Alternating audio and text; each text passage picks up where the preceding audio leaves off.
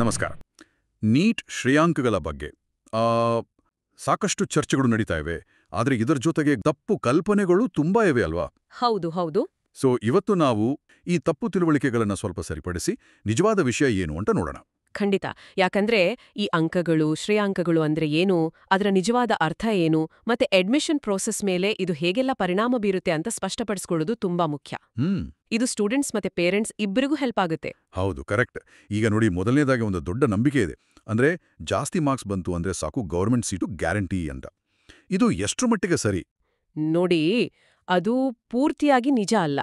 ಇಲ್ಲಿ ಬರೀ ಮಾರ್ಕ್ಸ್ ಅಷ್ಟೇ ಮುಖ್ಯ ಆಗಲ್ಲ.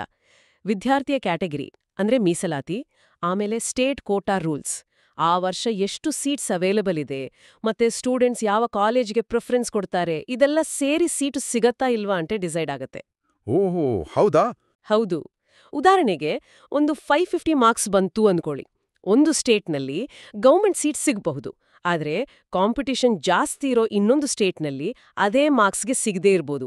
ಯಾಕಂದ್ರೆ ಪ್ರತಿ ರಾಜ್ಯದ ಕಟ್ ಆಫ್ ಬೇರೆ ಬೇರೆ ಇರತ್ತೆ. ಓಹೋ, ಹಾಗಾದ್ರೆ ಇದು ನಾವು ಅನ್ಕೊಂಡಷ್ಟು ಸಿಂಪಲ್ ಇಲ್ಲ. ಮಾರ್ಕ್ಸ್ ಜೊತೆಗೆ ಇಷ್ಟೆಲ್ಲ ಫ್ಯಾಕ್ಟರ್ಸ್ ಇವೆ. ಸರಿ, ಇದೇ ಸ್ಟೇಟ್ ವಿಷಯಕ್ಕೆ ಬಂದ್ರೆ ಇನ್ನೊಂದು ಕನ್ಫ್ಯೂಷನ್ ಇದೆ. ಎಲ್ಲರಿಗೂ ಒಂದೇ ನೀಟ್ ರ್ಯಾಂಕ್ ಇರುತ್ತೆ, ಮತ್ತೆ ಆಲ್ ಇಂಡಿಯಾ ರ್ಯಾಂಕ್ ಅಂದ್ರೆ AIR ಅದೇ ಫೈನಲ್, ಅದೇ ಮುಖ್ಯ ಅಂತ ಕೆಲವರು ಅನ್ಕೊಂಡಿರ್ತಾರೆ. ಇಲ್ಲ ಇಲ್ಲ, ಅದು ಸರಿಯಲ್ಲ.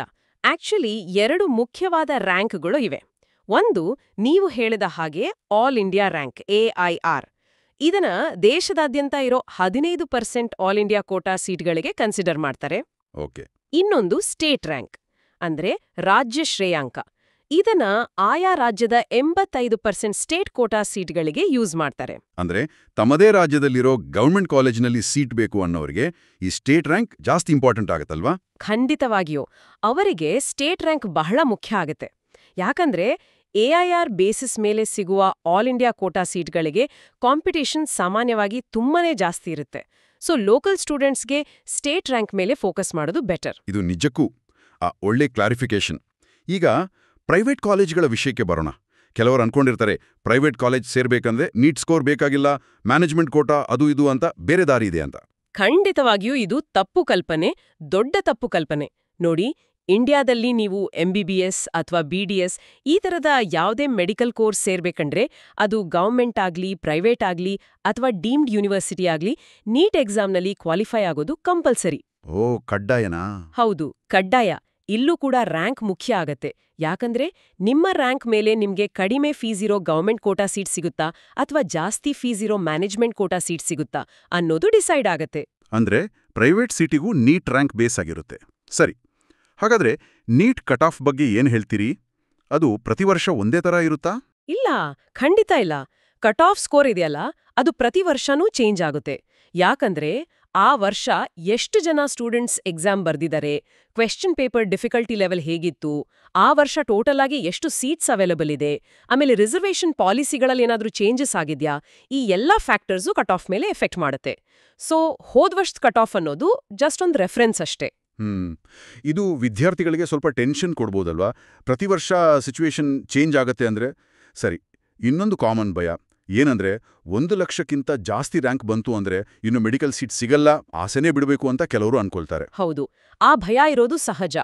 ಕಡಿಮೆ ರ್ಯಾಂಕ್ ಬಂದಷ್ಟು ಒಳ್ಳೇದು, ಅವಕಾಶಗಳು ಜಾಸ್ತಿ ಇರುತ್ತೆ ಅನ್ನೋದು ನಿಜ. ಆದ್ರೆ 1 ಲಕ್ಷಕ್ಕಿಂತ ಜಾಸ್ತಿ ರ್ಯಾಂಕ್ ಬಂತು ಅನ್ನೋ ಕಾರಣಕ್ಕೆ ಎಲ್ಲ ದಾರಿಗಳು ಕ್ಲೋಸ್ ಆಯ್ತು ಅಂತಲ್ಲ. ಓಕೆ. ಸ್ಟೂಡೆಂಟ್ಸ್ ಕೌನ್ಸಿಲಿಂಗ್ ಪ್ರಾಸೆಸ್ನಲ್ಲಿ ಸ್ವಲ್ಪ ಸ್ಮಾರ್ಟ್ ಆಗಿ ಪಾರ್ಟಿಸಿಪೇಟ್ ಮಾಡಬೇಕು. ಅವರ ಕ್ಯಾಟಗರಿ ರಿಸರ್ವೇಷನ್ ಇದ್ರೆ ಅದರ ಬೆನಿಫಿಟ್ ತಗೋಬಹುದು.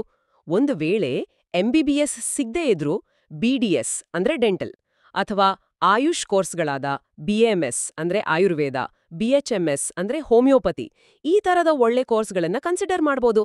ಇವಕ್ಕೂ ಒಳ್ಳೆ ಭವಿಷ್ಯ ಇದೆ. ಅಂದ್ರೆ ರ್ಯಾಂಕ್ ಸ್ವಲ್ಪ ಹಿಂದೆ ಇದ್ರೂ ಕೂಡ ಬೇರೆ ಆಪ್ಷನ್ಸ್ ಇರುತ್ತೆ, ಅವಕಾಶಗಳಿರುತ್ತೆ ಅನ್ನೋದು ಸ್ವಲ್ಪ ಸಮಾಧಾನದ ವಿಷಯ.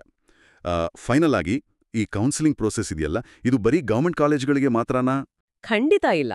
ಕೌನ್ಸಿಲಿಂಗ್ ಕೇವಲ ಗವರ್ಮೆಂಟ್ ಕಾಲೇಜ್ಗಳಿಗೆ ಮಾತ್ರ ಅಲ್ಲ, ಪ್ರೈವೇಟ್ ಕಾಲೇಜ್ಗಳು, ಡೀಮ್ಡ್ ಯೂನಿವರ್ಸಿಟಿಗಳು ಮತ್ತೆ ಸೆಂಟ್ರಲ್ ಇನ್ಸ್ಟಿಟ್ಯೂಷನ್ಸ್ ಇವುಗಳ ಸೀಟ್ ಅಲಾಟ್ಮೆಂಟ್ ಕೂಡ ಇದೇ ಸೆಂಟ್ರಲೈಸ್ಡ್ ಕೌನ್ಸಿಲಿಂಗ್ ಮೂಲಕವೇ ಆಗೋದು. ಇದು ತುಂಬಾ ಇಂಪಾರ್ಟೆಂಟ್ ಪ್ರಾಸೆಸ್. ಹೌದು. ಯಾವುದೇ ಕಾರಣಕ್ಕೂ ಕೌನ್ಸಿಲಿಂಗ್ ಮಿಸ್ ಮಾಡ್ಕೊಂಡ್ರೆ ಆ ಅಕಾಡೆಮಿಕ್ ಇಯರ್ನಲ್ಲಿ ಅಡ್ಮಿಷನ್ ಸಿಗೋ ಚಾನ್ಸನ್ನೇ ಕಳ್ಕೋಬೇಕಾಗ್ಬೋದು. ಹಾಗಾದ್ರೆ ಇವತ್ತಿನ ಚರ್ಚೆಯಿಂದ ಒಂದು ವಿಷಯ ಸ್ಪಷ್ಟವಾಯ್ತು ಅನ್ಸುತ್ತೆ. ನೀಟ್ ರಿಸಲ್ಟ್ ಬಂದಾಗ ಬರೀ ಟೋಟಲ್ ಮಾರ್ಕ್ಸ್ ಅಥವಾ AIR ನೋಡಿ ಡಿಸೈಡ್ ಮಾಡೋದು ಸರಿಯಲ್ಲ. ಸ್ಟೂಡೆಂಟ್ನ category, state rank, state quota rules, ಆಮೇಲೆ ಕೌನ್ಸಿಲಿಂಗ್ ಪ್ರಾಸೆಸ್ ಬಗ್ಗೆ ಸರಿಯಾಗಿ ತಿಳ್ಕೊಳ್ಳೋದು ಮತ್ತೆ ಬೇರೆ ಬೇರೆ ಮೆಡಿಕಲ್ ಕೋರ್ಸ್ಗಳ ಬಗ್ಗೆನೂ ಗೊತ್ತಿರೋದು ಇದೆಲ್ಲ ಬಹಳ ಮುಖ್ಯ ಅಲ್ವಾ? ಹೌದು, ನೀವು ಹೇಳಿದ್ ಕರೆಕ್ಟ್. ಈ ಎಲ್ಲಾ ರಿಯಾಲಿಟೀಸ್ ಗೊತ್ತಿದ್ರೆ ರಿಸಲ್ಟ್ ಬಂದ ಮೇಲೆ ಬರೋ ಪ್ರೆಷರ್ನ ಸ್ವಲ್ಪ ಕಡಿಮೆ ಮಾಡ್ಕೋಬಹುದು ಮತ್ತೆ ಒಂದು ಇನ್ಫಾರ್ಮ್ಡ್ ಡಿಸಿಷನ್ ತಗೊಳ್ಳೋಕೆ ಹೆಲ್ಪ್ ಆಗುತ್ತೆ. ಅಡ್ಮಿಷನ್ ಪ್ರಾಸೆಸ್ನ ಕಾನ್ಫಿಡೆನ್ಸ್ ಇಂದ ಫೇಸ್ ಮಾಡ್ಬೋದು. ಎಲ್ಲಕ್ಕಿಂತ ಮುಖ್ಯವಾಗಿ ಈ ಕಾಂಪ್ಲೆಕ್ಸ್ ಅಡ್ಮಿಷನ್ ಸಿಸ್ಟಮ್ ಇದೆಯಲ್ಲ, ಇದು ಸ್ಟೂಡೆಂಟ್ಸ್ ಮೆಂಟಲ್ ಹೆಲ್ತ್ ಮೇಲೆ ಹೇಗೆ ಎಫೆಕ್ಟ್ ಮಾಡುತ್ತೆ ಮತ್ತೆ ಈ ಪ್ರಾಸೆಸ್ನ ಇನ್ನಷ್ಟು ಸಿಂಪಲ್ ಮಾಡೋಕೆ ಏನಾದ್ರೂ ಚಾನ್ಸಸ್ ಇದೆಯಾ ಅಂತ ಯೋಚನೆ ಮಾಡೋದು ಮುಖ್ಯ ಅನ್ಸುತ್ತೆ.